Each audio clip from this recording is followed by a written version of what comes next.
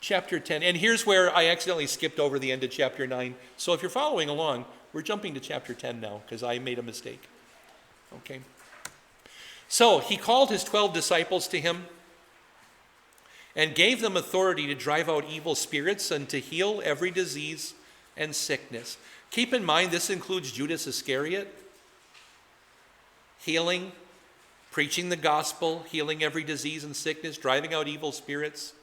Remember, it's not that Judas was never a believer. It's that he lost his faith. He turned. And that's the tragedy. So until that time, he's there with them. Well, to read their names, these are the names of the 12 apostles. First Simon, who is called Peter, and his brother Andrew, James, son of Zebedee, and his brother John. Those four, the lists of the apostles change a little bit from time to time, but the first four are always the first four. Peter, Andrew, James, John. Make sense? The next four are always together, even though their order changes. So, Philip and Bartholomew, Thomas, and Matthew the tax collector. And then the last four are always the last four, even if the order changes. So then, James the son of Alphaeus and Thaddeus, he's also called Judas, that Thaddeus. Then Simon the Zealot and Judas Iscariot, who betrayed him. So there are different ways of remembering the apostles' names. I had someone come up to me just last Sunday and hand me a piece of paper with her own poem on how to remember the names of the apostles correctly. You know, it was unsolicited, but, you know, it was given to me. And I don't mind having those things. My way of remembering the apostles involves just this fact that 3 of them are duplicated, so that's half the apostles. There are 2 Simons, 2 Jameses, and 2 Judases. And just to qualify them, the second Simon, who is not Peter, is called Simon the Zealot. So he's the terrorist in the group. There's James, who's one of the sons of Zebedee, and there's a James the Less, the other guy. And then there is Judas Iscariot, or Judas the betrayer, and then Judas, who is not Iscariot. Not that long ago, some of our catechism students used to get the names wrong of who was the preacher when they handed in their sermon summaries. It's a couple years before COVID. We had several students in 7th grade especially who did not know the difference between the pastors. And so what I overheard one of them say is what I'll repeat to you, okay? Which is, Pastor Sutton is the tall, good-looking one. Pastor Scharf is the younger, good-looking one. Pastor Smith is the other guy. So that's what I overheard the 7th grade girls. So I'll just, he may have heard me say that, I'm not sure. But now 2 of these guys on the screen have brothers. So Simon has Andrew and James has John, and John wrote a gospel. If you remember that only 2 of the apostles wrote gospels, it may help you. Okay? 2 of the gospel authors were not apostles, of course, but 2 of them were. So then, after this, we only have 4 left, because this accounts for 8, right? So you have Philip and Bartholomew, who have their story together, and then they kind of drift out of the scene. And then the other gospel writer is Matthew, and then Thomas, who betrayed him. And that's the 12. Thomas, who doubted him, I'm sorry. Thomas, thank you, Thomas, who doubted him. Sorry, the phrase, who betrayed him, is at the end of the list of the apostles. I just stuck Thomas there accidentally, so. Thank you, Herb. Now, I have pictures. Is that okay? So, what I want to teach you is some basic iconography. That is, how to figure out who is depicted in an icon or picture of the apostles. This will not help you much with our stained glass windows, but it'll help you a little, okay? So, we begin with Peter. I'm not going to talk about his name in Greek because sometimes the Greek alphabet matches ours and sometimes it doesn't. In Peter's name, it kind of doesn't, so let's just ignore that. Peter is almost always depicted with shorter hair and a shorter beard, usually, okay? Often with white hair also. But here he has a couple of distinctive things. He has a solid color robe that he's wearing, usually the mark of bishop. And, Catholics hold him to be the first bishop of Rome and so forth. And I'm talking about iconography. Obviously, the Wisconsin Synod doesn't have a lot of icons, so I'm just telling you how to interpret this stuff. But Peter has a scroll, normally that would be partly open. So many of the apostles who are not authors of books of the Bible will have a scroll that's rolled up. And that just shows that they preach the gospel. So I call it the apostle scroll. That's how you identify an apostle as opposed to somebody else, that the apostles get a little scroll. Peter's is unrolled, and it will have a little bit of Greek writings you can see. It's actually 1 Peter 1 and 2. But you probably can't tell that from the picture, but that's what it usually is. Okay? In most Catholic pictures, Peter will also have 2 keys. And that's the keys to the kingdom of heaven based on Matthew 16. But we'll talk about that when we get to Matthew 16 and then how that changes in Matthew 18 and then later in John 20, but often with keys. Okay. Normally in his icons, Peter is not depicted on a cross, but tradition says that he was crucified. Tradition also says he was crucified upside down and with his wife. So, yeah.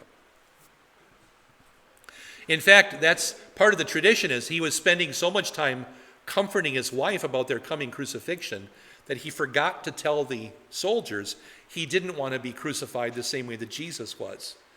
And so when he finally got there and it was finally his turn, he said, "Oh, don't do it this way." And so he said, "Fine." They just flipped it upside down and shoved it in the hole, and that was it.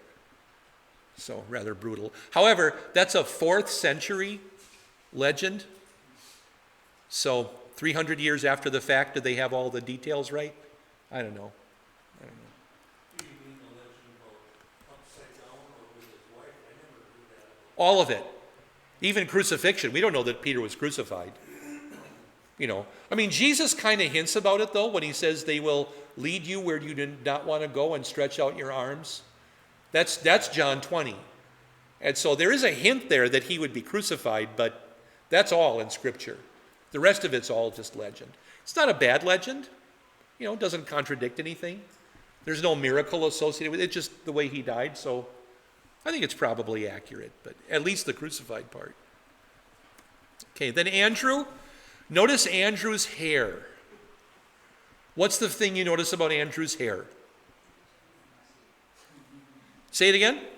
It's messy. Yeah, because Andrew was a disciple of John the Baptist who had wild, unkempt hair and wore wild clothes and ate wild animals or wild locusts.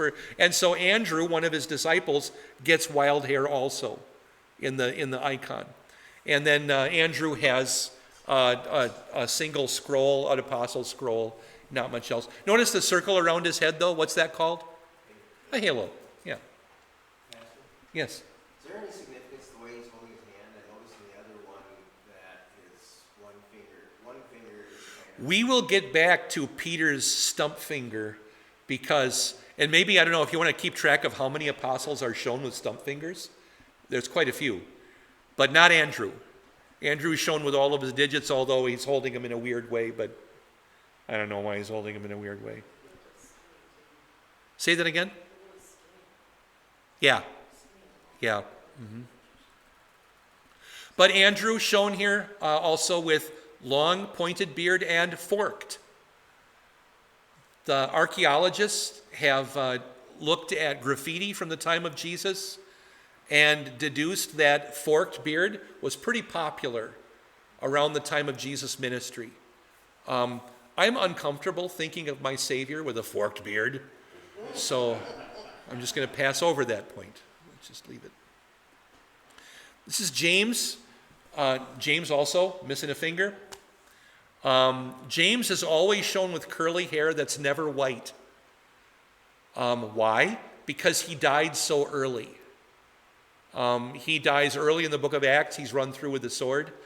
And he also has an apostle's scroll. And he's wearing usually a red shirt under his robe. So usually is his brother John. We have two stained glass windows of two men who look very similar. They're both young, and they both have red shirts under a different color robe. One is labeled John, and I wonder if the other one is supposed to be James. I don't know. That one is over on the side by the Luther seal. Yes? I've noticed that a number of the apostles and members have only one sandal on because they aren't barefoot. Why do they have one foot with a shoe and the other foot bare? In our stained glass windows? I have not noticed that detail. I wrote about them all. I thought that we had either barefoot or sandaled. I'll have to go up and look. I might miss the whole council meeting tonight because I have to go up and look at the windows now. We'll see.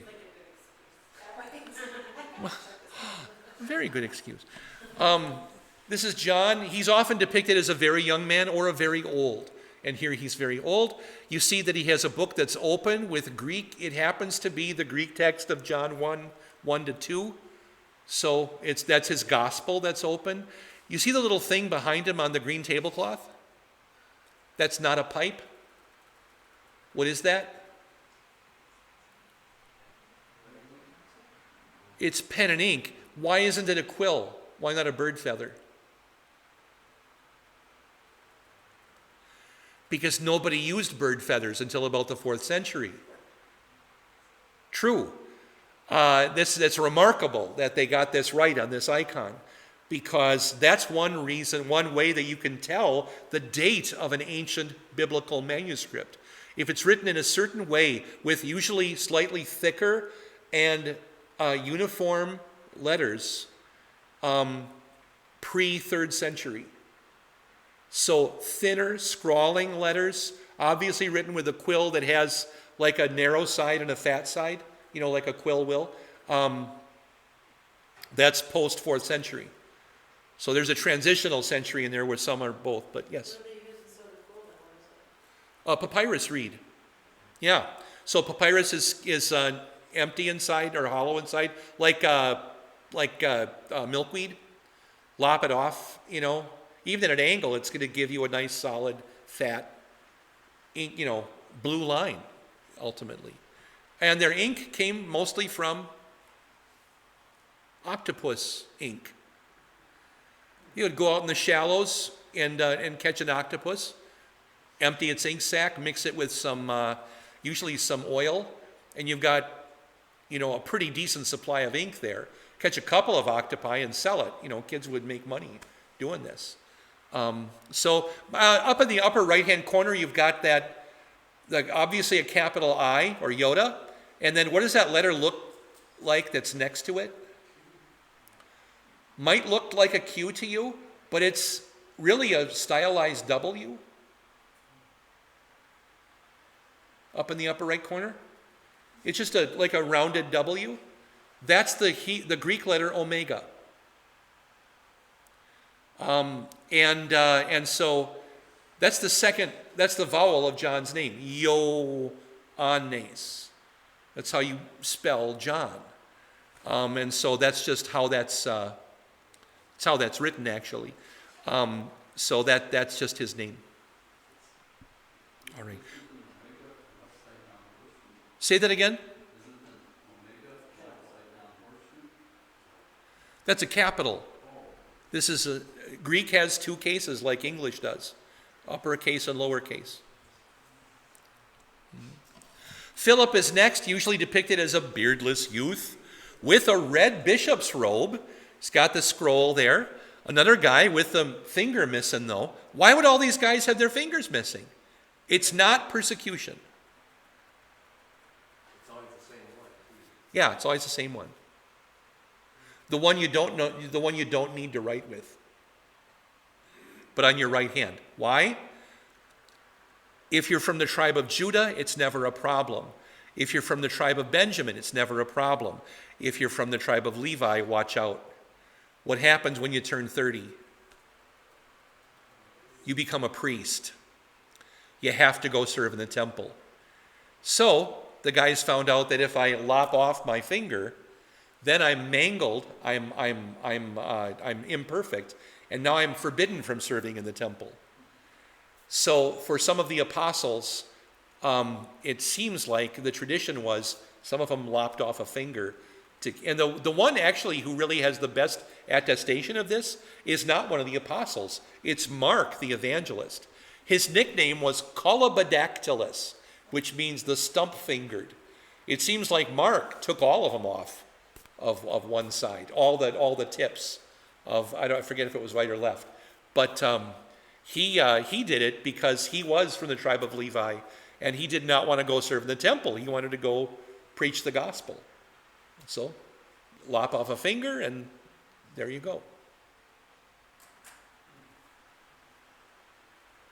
I might have chosen a toe. Although if everything you do is walking from A to B, then maybe just a useless finger would be. And your wife's never going to let you lop off your left finger because that's where the ring goes. So it's got to, anyway, I'm sorry. Let's go on. Philip, also depicted as having no beard. We come to Bartholomew or Nathaniel. Can anybody tell me what their opinion is of his hair? Mop cut, beetle cut, bowl cut, wig. Yeah, the actual rumor is that Bartholomew was bald. So I think that this being a wig is hilarious. As like, maybe it wasn't really his hair. Always with a short beard. In our sanctuary, he's depicted a little bit differently. He's always shown, except in this one apparently, with something called a flensing knife, which is a knife used for flaying flesh off of something. Like the whalers would use it to take the blubber off of a whale or whatever. We have, on the beside the pulpit in church, the guy who's looking over the preacher's shoulder is Thomas. And I always imagine that that's Pastor Thomas Henning looking over my shoulder as I preach. You laugh. He didn't come into your office every Monday morning with a critique, but he used to do that to me. But then on the other side is Nathaniel or Bartholomew. So we have Pastor Henning and Pastor Scharf in the stained glass windows now, kind of. But Bartholomew or Nathaniel has a flaying knife because that's the legend of how he died, by having his skin flayed from his body. Now the curiosity about this, if I can just move past, is the way that it's done in the Sistine Chapel. Because Michelangelo, first of all, depicted him as bald, not with a beetle wig. But there's an actual knife in his right hand. Do you see that? And what's he holding in his left hand? His skin. Now, this is actually a depiction of the resurrection. So he's holding his mortal flesh, and his good flesh has been renewed. But what else is there about this picture? Compare the two faces. The old face, I mean, it looks kind of like Nixon to me or somebody. You know who it really is? It's Michelangelo. That's his self-portrait of himself, is in the cast-off skin of Bartholomew. So that's what he did. And sometimes artists do this. They'll put their self-portrait in an odd place in a painting. There's a famous Flemish painting of an artist painting a royal family, and he himself is in the painting looking back at you, and it's the actual artist who did the painting. And what he does is he puts a mirror in the painting also, so the royal couple he's painting it for are behind him in the dark, behind the mirror. Like that painting just absorbs you for a long time. Another one though that I like is that in every Alfred Hitchcock movie, he puts himself in, and it's one, I think it's North by Northwest, where the funniest one, where they're showing a bus leave. And people are getting on, and then the doors close and the bus goes, and Hitchcock in the last frame runs up and he's late, and he kind of goes, oh. And then that's the end of the opening credits of North by Northwest. But other guys do that. Do you remember Mel Gibson's movie, The Passion? He's in that movie. Do you know who he is? Yeah, he's the arm holding the spike, pounding the nail, pounding Jesus onto the cross. No, you only see his arm. But in the promos of the movie, there's Mel Gibson like in a t-shirt, like holding his arm out like that. They showed how he did it. So everybody knew that he did it. Kind of cool. Okay. Let's go on to part 2, the second half. We have a couple minutes left. Thomas, also called the twin, also shown as a young man. The reasoning behind showing him as a young man is to kind of pardon his doubt. If he was pretty young when Jesus, came back to life. However, sometimes his scroll is replaced, although he didn't write a book of the Bible, but it's replaced in a piece of paper that says Lord and God, because that was his good confession after the doubt, my Lord and my God. So sometimes the artist will give Thomas a break and put in the good confession instead of the doubting piece. Then you have Matthew. Why holding a big book? Because he wrote the gospel. Yeah, so he's got that. Matthew also always depicted with short white hair. In this case, I apologize, I wrote name in Greek, but that's not Greek, that's English. When you see Matthew there. So it doesn't count. Never mind. All right, then we go to James the Less. This is the other James, depicted usually with dark or red hair and usually red or white bishop's robe, because he's mistakenly taken for the James who was the pastor of the Jerusalem church, although I believe, as most do, that was James, the brother of Jesus, not this James, but he's depicted that way. And again, and he also with a pointed beard, like who was it earlier? Was it Thaddeus? Or was not Bartholomew? I think one of the earlier guys had a pointed beard also. Then we have Judas not Iscariot. He's actually called that in the Gospels at one point, not Iscariot. Short beard, sometimes gray. He has the Apostles' Scroll. Not really famous for much in the Bible and says very little, except he does ask Jesus one of the questions at the Last Supper. And it's response to his question that Jesus goes on about, I am the true vine, you are the branches. That all comes out of a question from Judas not Iscariot.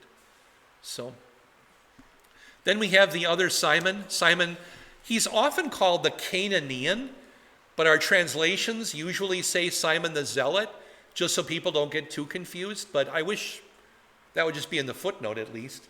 Maybe it is. He's often shown with a higher forehead, a polite way of saying that, and with an Apostles' Scroll. Note once again the finger. Anybody keep track of how many stump fingers we had? I think it's 5. All of them? He doesn't. But Bart does in this one. Bart, like we went to school together. Bart. Phil. Yeah, not John. But James, yes. So, interesting. What are we up to? Simon. And then Judas Iscariot, finally. I didn't put a picture up here, but often depicted with a money bag or kissing Jesus. Sometimes there's a large Old Testament book that Judas Iscariot has as kind of a condemnation. You should have known better. You had the entire scriptures. Why didn't you know better? And often with a short black beard. The only apostle usually depicted with a black beard. And never a halo. So you can see it that way as well. Iscariot, by the way, means man from the village of Kerioth, which is in Judah, not Galilee. So as far as we know, the only apostle who was not from up north in Galilee. The others were all from Canaan, or Capernaum, right? In fact, 7 of the other 11 were from Capernaum. Peter, James, John, Andrew, Philip, Bartholomew, and probably Matthew, all from Capernaum. So that takes us to the end of our time. God bless you. Thank you for letting me do this. See you next time. God bless you. Thank you for letting me do this. See you next time. You've been listening to Invisible Church, the Bible study podcast from St. Paul's Lutheran Church, New Ulm, Minnesota.